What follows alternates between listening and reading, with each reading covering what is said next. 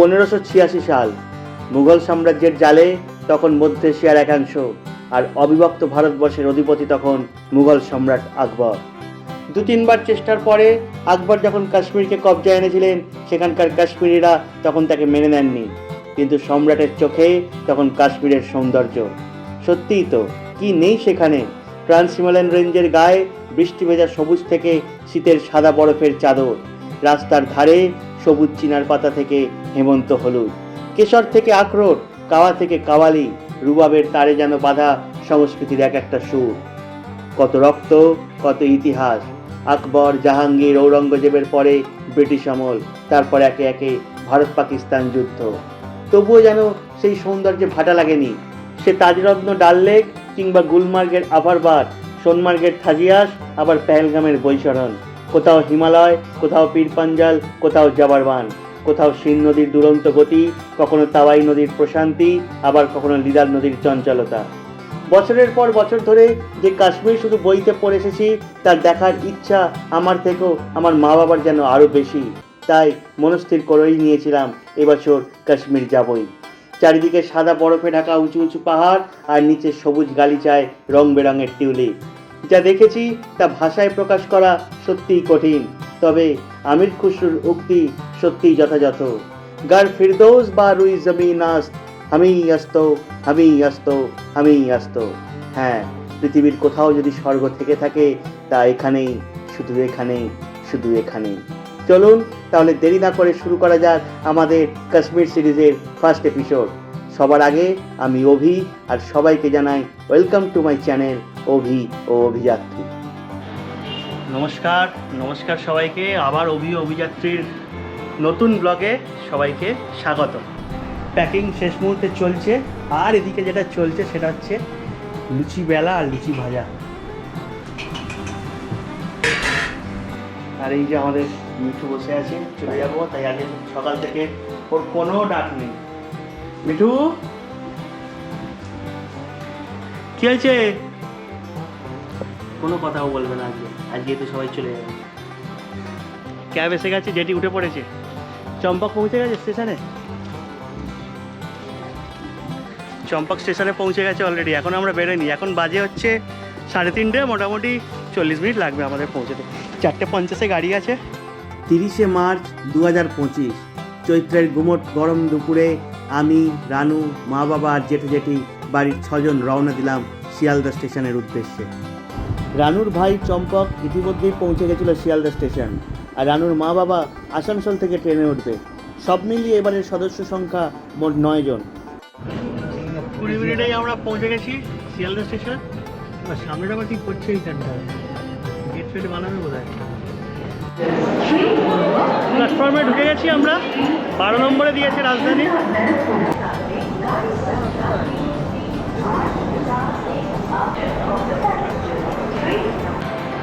এই মুহূর্তে আমি দাঁড়িয়ে আছি শিয়ালদা স্টেশনের 12 নম্বর প্ল্যাটফর্মে।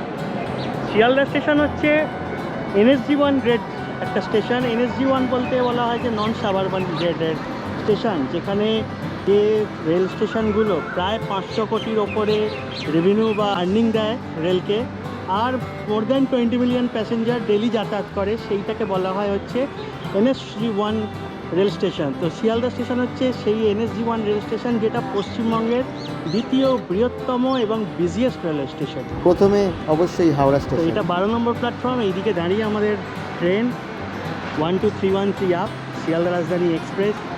তো শিয়ালদা হচ্ছে ইস্টার্ন জোনের একটা বিজিয়েস্ট রেল স্টেশন তো বটেই, তার সাথে যেটা বড় ব্যাপার সেটা হচ্ছে এই শিয়ালদা স্টেশন ছিল অবিভক্ত ভারতবর্ষের, অর্থাৎ যখন ভারত, বাংলাদেশ, পাকিস্তান এক জায়গায় এক ছায়ে ছিল আর কি, ব্রিটিশ আমলের টাইমে। ব্রিটিশ আমলের টাইমে প্রায় মিড 19th সেঞ্চুরিতে এই শিয়ালদা স্টেশনের কাজকর্ম শুরু হয়, এবং 2 ডিসেম্বর 1862, 1862 সালের 2 ডিসেম্বর আমাদের এই শিয়ালদা স্টেশন উদ্বোধন হয় এবং প্রথম প্যাসেঞ্জারের জন্য খুলে দেওয়া হয়। আর একটা যেটা বড় ব্যাপার, এই শিয়ালদা স্টেশন সেই সময় ছিল হচ্ছে এই মানে বাংলাদেশ হয়ে রুটটা যেত, অর্থাৎ রানাঘাট হয়ে গেদে দর্শনা হয়ে বাংলাদেশের খুলনা জেলা দিয়ে ঢুকে ওটা শিলিগুড়ি পৌঁছতো। 4:50 একদম রাইট টাইমে গাড়ি ছেড়ে দিল। আমাদের জার্নিও স্টার্ট হয়ে গেল বলা চলে। এই জায়গাটাতেই খুব খারাপ লাগে, মানে যারা সিওপ করতে আসে, যখন বিশেষ করে যখন যারা ঘুরতে যায় আর কি, সেই সময় যদি কেউ সিওপ করতে আসে না, তখনই একটা মানে যখন ট্রেনটা ছেড়ে বেরিয়ে যায়, সে কর্মসূত্রে বাইরে যাক বা বেড়াবার জন্য বেড়াবার জন্য তো বাইরে গেলে বেশি মন খারাপ হয় যারা সিওপ করতে আসে। আমি যাদের খুব আসি না সিওপ করতে কারোর খুব একটা। আর হ্যাঁ, কর্মসূত্রের ব্যাপারটা আলাদা, তখন সেক্ষেত্রে যেতেই হয়। এক সময় আমাকেও বারবার যেতে হয়েছে, তখন বাবা আসতো ছাড়তে, কখনো মা বাবা একসাথে আসতো। যখন আসতো, যখন আমি আমাদের গাড়ি যখন যেত, তাদের চোখ মুখগুলো যখন দেখতাম, মানে বোঝা যেত যে তাদের মুখে একটা চাপা একটা কষ্ট, কিন্তু তবুও হ্যাঁ সব কিছু ভালো হোক এইরকম একটা আশা নিয়েই তারা মানে বিদায় জানাতো। গাড়ি এখন দক্ষিণেশ্বর বেরোবে, বড়নগর চাঁদ বেরোবো।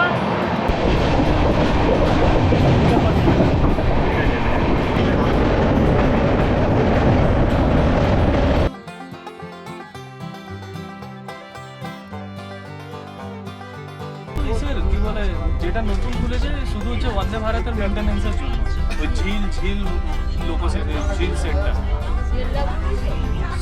সব রাজধানীতে বসে আছে, যে যার নতুন গল্প শুরু করেছে। এখন ডানকুনি জাস্ট ক্রস করছে।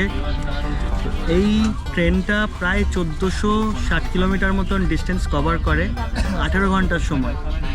আর একটা যেটা ইন্টারেস্টিং ব্যাপার সেটা হচ্ছে যে রিটার্ন গাড়িটা হয়, অর্থাৎ এটা হচ্ছে 12313 up Sealdah to New Delhi, আর এর যে রিটার্ন সেটা হচ্ছে 12314 নিউ দিল্লি টু শিয়ালদা। সেই গাড়িটা কিন্তু 2022-23 ফিনান্সিয়াল ইয়ারে টোটাল অল ওভার ইন্ডিয়াতে সেকেন্ড মানে হায়েস্ট রেভিনিউ জেনারেট করেছিল। মানে বলা যায় যে একটা মানে দ্বিতীয় ধনী গাড়ি আর গোলমরিচ নিয়ে এসেছি বাড়িতে। মানে রাজধানীতে উঠলো, খাওয়া দাওয়া শুরু হয়ে গেল। আচ্ছা, একটা কথা বলে রাখি আপনাদের, আমরা কোনো খাবার বুক করিনি, নো ফুড অপশানে ট্রেনে টিকিট বুক করেছি রাজধানীতে। আসারটাও তাই সেম, কারণ এর আগে তো যতবারই গেছি খাবার নিয়েছি গাড়ির, তো আইআরসিটিসির খাবার ব্যক্তিগতভাবে আমার খুব একটা ভালো লাগে না, তাই বাড়ি থেকেই খাবার তোলা। তারপরে আরেকটা যেটা ব্যাপার সেটা হচ্ছে নবরাত্রির ব্যাপার। তো মারা সব বলেছে যতদিন না বৈষ্ণোদেবী দর্শন হচ্ছে ততদিন অবধি নবরাত্রিতে পুরো নিরামিষ খাবে। তো ফার্স্ট আমাদের খাবার স্টার্টিং মানে স্টার্ট আপে যেটা আছে সেটা হচ্ছে তরমুজ এনেছি। বাবা বেলতে গেলে প্যাতিতলা বাজার থেকে তরমুজ নিয়ে এসছে, তরমুজ কেটে ফ্রিজে ঢুকিয়ে আনা হয়েছে, এখন গোলমরিচ দিয়ে খাওয়া হচ্ছে। তুমি খাও আমি দেখা যাক তরমুজ একটা ট্রাই হোক। দিলে না 12313 আপ শিয়ালদা রাজধানী এক্সপ্রেস, যার প্রথম যাত্রা শুরু হয় 2000 সালের 1 জুলাই। মোট 20টা কামরার মধ্যে রয়েছে একটা প্যান্ট্রিকার, একটা ফার্স্ট এসি, 4টে 2 এসি আর 14টা 3 এসি। কাউন্টার থেকে টিকিট কাটলে 3 এসি টিকিটের ভাড়া পড়ে প্রায় 2700 থেকে 2800 টাকা মতন পার হেড। তবে আমরা নো ফুড অপশানে কাউন্টার টিকিট বুক করি, যার দাম পড়েছিল প্রায় 2275 টাকা পার হেড। অনলাইনেও নো ফুড অপশানে টিকিট কাটা যায়, আপনারা চাইলে কাটতে অবশ্যই পারেন। তরমুজের জলটাও ছাড়ছে না কেউ। আর এইদিকে সানসেট হচ্ছে।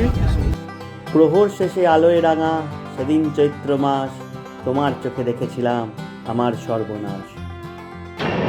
দুর্গাপুর ঢুকছে গাড়ি এখন 6:40 রাইট টাইম, 6:40-এই ঢুকছে প্রায় গাড়ি। 4 नंबर प्लेटफॉर्म पर आ लीजिए।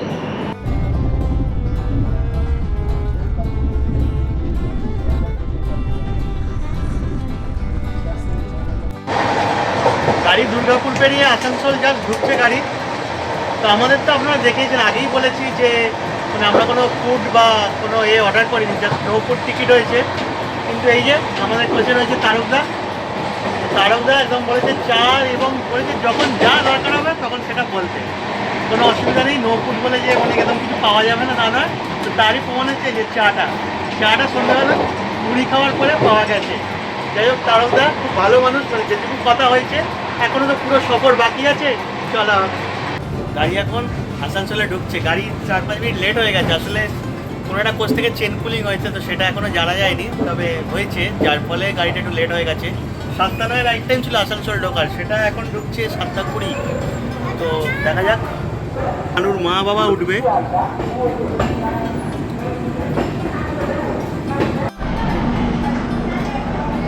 हेलो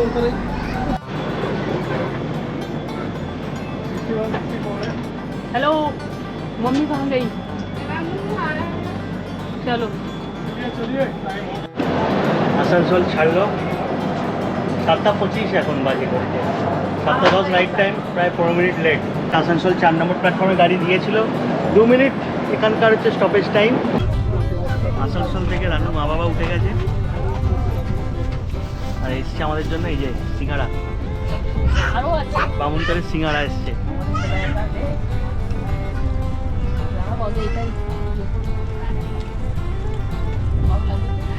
তারপর ওইটা দেখলে মেসেজটা তো দিয়েছে, মানে ওরা আর কি দাবি রাখছে। আবার এমনও হতে পারে আরো বেশি রুমও পাওয়া যাবে। ওখানে গেলেই বলে যাবে হ্যাঁ। সিঙ্গাড়ার পর জিলিপি খেয়ে যাও, তুমি খেয়ে যাও। এটা তোমার জন্য না, আমি খাচ্ছি তো। আরেকটা খাও না, আমি আর খাবো না। না না খাও না না এখন আমরা পৌঁছেছি ধানবাদ জংশনে।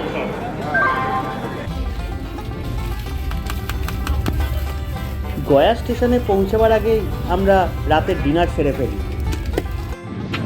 সব বিছানাপত্র করা কমপ্লিট, সব শোয়ার দিকে এখন সব বিছানা হয়ে গেছে।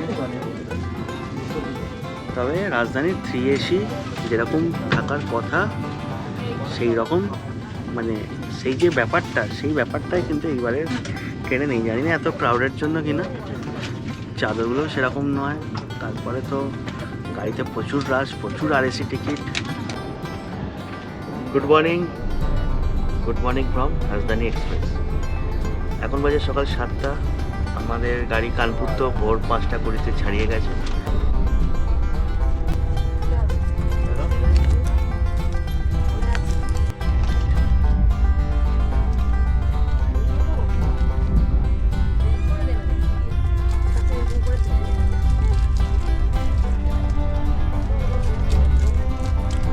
সকাল সকাল চা না খেলে সকালটা শুরু হয় না।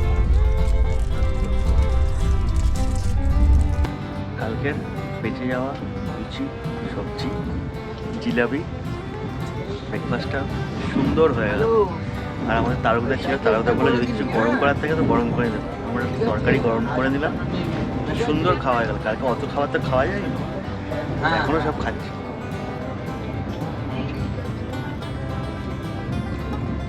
পেট ভরে গেছে? পেটু কিনে পেয়েছে? ঠিক আছে তোমার? দেখতে দেখতে ঘড়ির কাঁটায় 10:40 ট্রেন এসে পৌঁছালো নিউ দিল্লি স্টেশনে 13 নম্বর প্ল্যাটফর্ম। আবারও বেশ সুন্দর একটা ট্রেন সফরের গল্প মনে গেঁথে নিয়ে নেমে পড়লাম প্ল্যাটফর্মে। শিয়ালদা রাজধানীতে এলে তার সাথে যোগাযোগ করে নেবেন যারাই আসবেন। খুব ভালো মানুষ, খুব ভালো মানুষ। চলো ওইদিকে। 1 নম্বর, 16 নম্বর সমস্ত প্ল্যাটফর্ম ঘুরে ফেললাম। রিটায়ারিং রুম সব ঠিক করছে, এত ভিড় এত ভিড়, কোনো জায়গা খালি নেই। ইভেন আপার ক্লাস ওয়েটিং রুমগুলো, স্লিপার ক্লাস ওয়েটিং রুম সব ভিড়ে ভিড়। তো আমরা আপাতত এখন বেরিয়ে যাচ্ছি প্ল্যাটফর্ম থেকে, পাহাড়গঞ্জের দিকে বেরোবো। পাহাড়গঞ্জের দিকে একটা হোটেলে জাস্ট নেবো। এটা হচ্ছে পাহাড়গঞ্জের দিক। তো পাহাড়গঞ্জের দিকে বাইরে সবাই দাঁড়িয়ে আছি, দুটো গাড়ি বুক করেছি, একটা হোটেলে নিয়ে যাবে। ट्रेन कौन सा दादा आपका शाम को यहाँ से? ट्रेन शाम का है श्री शक्ति एक्सप्रेस। आपका नाम क्या है? आपका नाम क्या है? अनिल शर्मा। राजेश शर्मा? अनिल शर्मा। अनिल शर्मा। ठीक है सर। तो अनिल जी लेके हम लोगों को जा रहा है। ये पारगंज में बोला कि नज़दीक बड़ा होटल है, अच्छा सा होटल है, वहाँ पे लेके जाएंगे। तो फिर दिखेंगे अनिल जी का कमाल क्या है, सस्ते में अच्छा सा होटल कहाँ पे मिलेगा।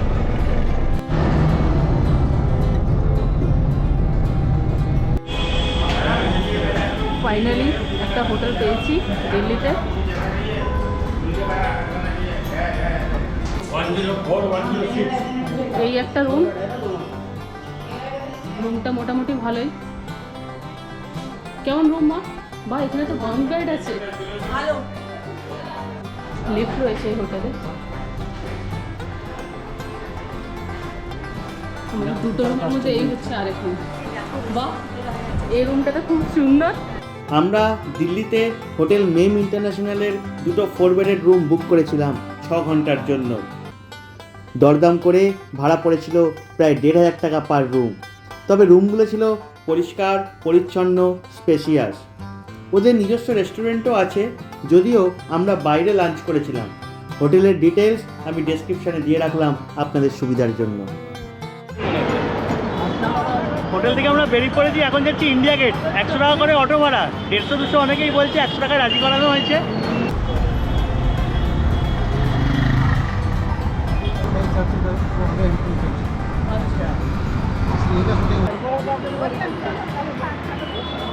ইন্ডিয়া গেটে আমরা পৌঁছে গেছি। ভালোই ভিড় আছে, মানে ভালোই টুরিস্ট এসছে আর কি।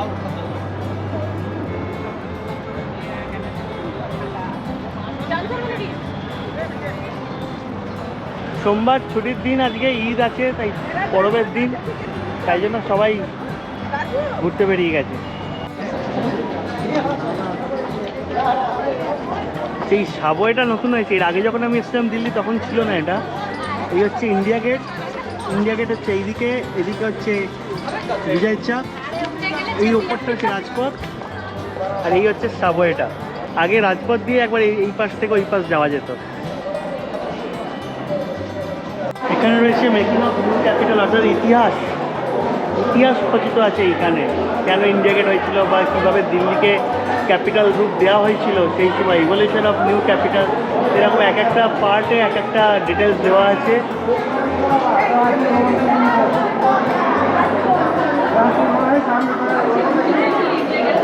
কর্তব্য পাথ রিডেভেলপমেন্ট প্রপোজাল, দিল্লির ম্যাপ।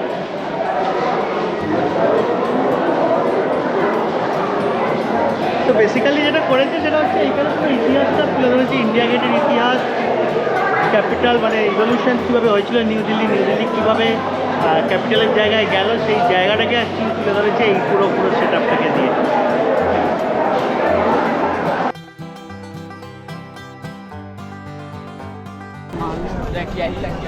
তাহলে এই হচ্ছে ইন্ডিয়া গেট, আর ওই দিকে হচ্ছে রাষ্ট্রপতি ভবন।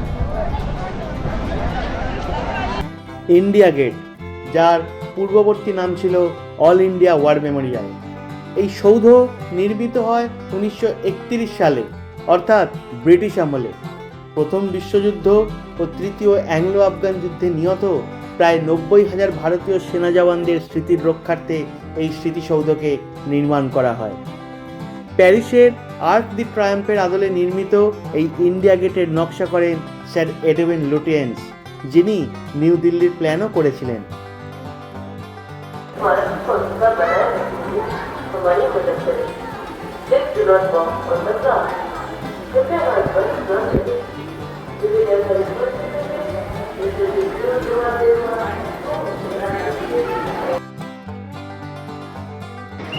এইখানে একটা ব্যাপার হচ্ছে, এই যে দেখছেন ইনি দাঁড়িয়ে আছেন, ইনি কিন্তু আর্মি, কোনো স্ট্যাচু নয়।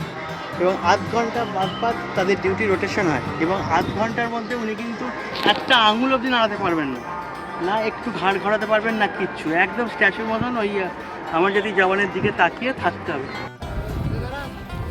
আগে অমর জওয়ান জ্যোতির যে আগুনটা ছিল সেটা ইন্ডিয়া গেটের মাথায় ছিল। ওই যে ইন্ডিয়া গেটটা দেখছি তার ওপরে যেটা ছিল, যে চুলা মতন যেটা ওই ওপরে জ্বল, সেটা 2014 সালে এখানে শিফট করানো হয়, এই জায়গাতে শিফট করানো হয়। 1971 সালে বাংলাদেশ স্বাধীনতা যুদ্ধ তথা ভারত পাকিস্তান যুদ্ধে নিহত ভারতীয় জওয়ানদের স্মৃতির উদ্দেশ্যে স্থাপন করা হয় অমর জওয়ান জ্যোতি, যা উদ্বোধন করেন তদানীন্তন প্রধানমন্ত্রী ইন্দিরা গান্ধী 1972 সালের 26শে জানুয়ারি। ইন্ডিয়া গেট দেখা হয়ে গেছে, রাষ্ট্রপতি ভবনের দিকে আমরা যাইনি। আমাদের ফার্স্টে কথা ছিল হচ্ছে দারিয়াগঞ্জে যাবো, দারিয়াগঞ্জে গিয়ে বাটার চিকেন ট্রাই করবো, কিন্তু দারিয়াগঞ্জে গিয়ে দেখলাম দারিয়াগঞ্জ রেস্টুরেন্টটা রিনোভেট হচ্ছে, বন্ধ। তো আমরা মনে করলাম বৈষ্ণদেবী হয়তো চাই না আমরা চিকেন খেয়ে, তো তার দর্শন করি। তো আমরা এলাম আজকে পিনবালে ছিল, পিনবাল থেকে ফার্স্ট অর্ডার করলাম মজিটো, আর চিকেন কেউ অর্ডার করছে না, নবরাত্রি থালি চলছে, আর পনির বাটার মশলা আর বাটার নান। দেখা যাক টেস্টগুলো কেমন হয়। নবরাত্রি থালিটি চলে এসছে, নবরাত্রি থালি। কী কী আছে বলো, কী কী আছে বলো। এটা হচ্ছে কুট্টুর আটার লুচি, এটা এটা ভাত নয়, ডালিয়া, হ্যাঁ ডালিয়া হবে এটা। এটা তো পনির, পাঁপড়, স্যালাড, দই, রায়তা, এটা মিষ্টি মনে হয়। এটা পনিরের তরকারি, এটা মনে হয় টমাটারের কিছু একটা, আলু টমাটারের সবজি। এই 3 জন খাবে নবরাত্রি স্পেশাল থালি। স্টার্ট করে দাও। এই তো আমাদের এখানে পনির বাটার মশলা আছে। পনির বাটার মশলা আর বাটার নানও চলে এসেছে। এটা হচ্ছে বাটার নান আর পনির বাটার মশলা। স্টার্ট করো।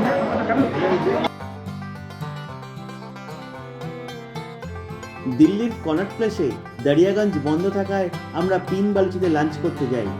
অ্যাম্বিয়েন্স, খাবারের কোয়ালিটি নিঃসন্দেহে ভালো, তবে ব্যক্তিগতভাবে আমার মনে হয়েছে যে দাম একটু বেশি কোয়ান্টিটির রেসপেক্টে। তবে পেট পুজো সেরে তাড়াতাড়ি পৌঁছে যাই আমরা হোটেলে। সেখানে কিছুটা বিশ্রাম করে নিয়ে আবার লাগেজ নিয়ে বেরিয়ে পড়ি স্টেশনের উদ্দেশ্যে। হোটেল থেকে বেরিয়ে পড়েছি আমরা, 16 নম্বর প্ল্যাটফর্মের দিকে যাচ্ছি। নিউ দিল্লি প্ল্যাটফর্ম আমরা পৌঁছে গেছি 16 নম্বর প্ল্যাটফর্মের দিকে, পাহাড়গঞ্জের দিকে। এখানে একটা যেটা ব্যাপার সেটা হচ্ছে এক দামের কথা হয়, তারপর এরা যখন ছাড়ে তখন আর এক দাম হয়ে যায়। 100 টাকায় পুরো স্পষ্ট কথা হলো, দিয়ে ছাড়ার পরে বলছে না ওটা 1 নম্বর হতো, 16 নম্বরে ছেড়েছি তো 150 টাকা লাগবে। এগুলো কোনো কথা? এইভাবে লোকেরা টুপি পরানোর ধান্দা করে। মানে এতটাই দেরি হয়ে গেছে, হলদিরাম থেকে খাবার বুক করতে হলো আমাদের। দেরি মানে এখনই বাজে 6:30, 7:05 গাড়ি। স্টেশনে প্ল্যাটফর্ম থেকে জল তুলে এই হচ্ছে 2246 up Shrishakti express New Delhi Katra. পুরোটাই এসি গাড়ি, 3 এসি, 2 এসি আর 1 এসি। এই গাড়িতে কোনো মানে স্লিপার ক্লাস নেই। আর একটা ব্যাপার আছে, এখানে প্যান্ট্রি কার আছে কিন্তু সেটা পুরোপুরি ভেজ খাবার।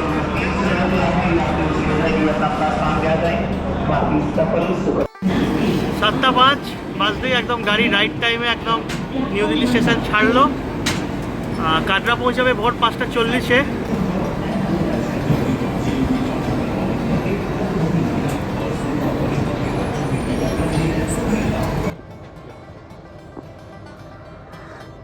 ইনফরমেশন দিয়েছি, জম্মু শ্রীনগর এই যে রুটটা ফার্স্ট এক্সপ্লোর হয় বা ডিসকভার করা হচ্ছে মহারাজা প্রতাপ সিং প্রায় 1898-99 ওই সময়। কিন্তু তখন বিভিন্ন মানে রোড কন্ডিশন থেকে শুরু করে বিভিন্ন জিওগ্রাফিক্যাল আরও সব যেগুলো ডিস্টারবেন্সগুলো ছিল, যার ফলে সেগুলোকে কিন্তু তখন কোনো রাস্তা কমপ্লিট করা যায়। তারপরে তো রেল রুট নিয়ে চিন্তা ভাবনা হয় 2004-05 সাল থেকে। মানে সেইখান থেকে এই ইয়ারটা অনেকটাই পেছানো, ব্রিটিশ আমল চলে গেছে। তারপরে ভারত সবে স্বাধীন হয়েছে। ভারত স্বাধীন হওয়ার পরে তখন জম্মু কাশ্মীর নিয়ে একটা বড় সড়ো একটা বেশ মানে ধামাকা মেচে রয়েছে। এইসব নিয়ে হতে হতে তারপরে 2000 ইদানিং জাস্ট 2004-05 সাল থেকে ট্রেন রুট নিয়ে ভাবা শুরু হয়। ট্রেন রুট নিয়ে যখন ফার্স্ট ভাবা শুরু হলো, সেটা ফার্স্ট এক্সটেন্ড মানে ফার্স্ট যে রেল রুটটা হয়েছিল সেটা হচ্ছে উধামপুর অব্দি হয়েছিল। জম্মু তাওয়াই হয় উধামপুর অব্দি, যেটা ওই MCTM, যেটা আমরা আগের বারে উধামপুরে নেমেছিলাম। জম্মু থেকে প্রায় 60 থেকে 70 কিলোমিটার ডিস্টেন্সে অবস্থিত। তারপরে যেটা হলো 2014 সালে ওটাকে এক্সটেন্ড হলো কাটরা অব্দি। আর তার আগে আরেকটা হয়েছিল শ্রীনগর থেকে বানিয়ান অব্দি একটা পীর পাঞ্জাল টানেলের দিয়ে একটা রেল রুট করা হয়েছে, যেটা কানেকশনের কথা চলছে। সেই কানেকশনটা এখন চেনাব ব্রিজ দিয়ে কানেকশন হয়েছে। লে লাদাখের সিরিজের ফার্স্ট ব্লগে আপনারা দেখেছেন আমরা শ্রীশক্তিতে গেছি।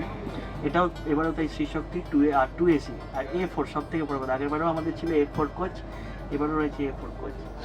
আর সবাই প্রায় একসাথেই হয়েছে। এটার ফার্স্ট স্টপ আম্বালা ক্যান্টনমেন্ট। হ্যাঁ, আম্বালা ক্যান্টনমেন্ট, তারপর আমাদের জালান্ধর, তারপরে পাঠানকোট, তারপর জম্মু তাওয়াই। ভোর 5:40 কাটরা ঢুকবে। তার আগে উধামপুর আছে 4:54। আমাদের খাওয়া দাওয়ার পর্ব শুরু হয়ে গেছে। নিয়ে নিয়েছি আমরা ব্রেড কাটলেট।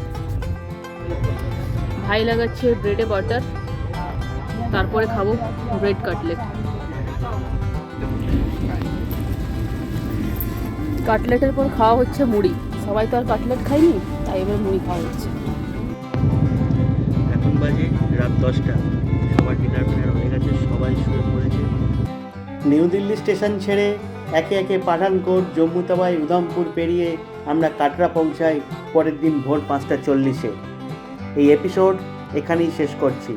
পরের এপিসোডে থাকবে আমাদের বৈষ্ণোদেবী দর্শনের গল্প। এই ভিডিও যদি ভালো লেগে থাকে তাহলে লাইক করবেন, কোনো রকম প্রশ্ন থাকলে কমেন্ট করে জানাবেন, আর চ্যানেলে নতুন হলে প্লিজ সাবস্ক্রাইব করবেন। তাহলে দেখা হচ্ছে পরের এপিসোডে। ভালো থাকবেন, সুস্থ থাকবেন, ধন্যবাদ।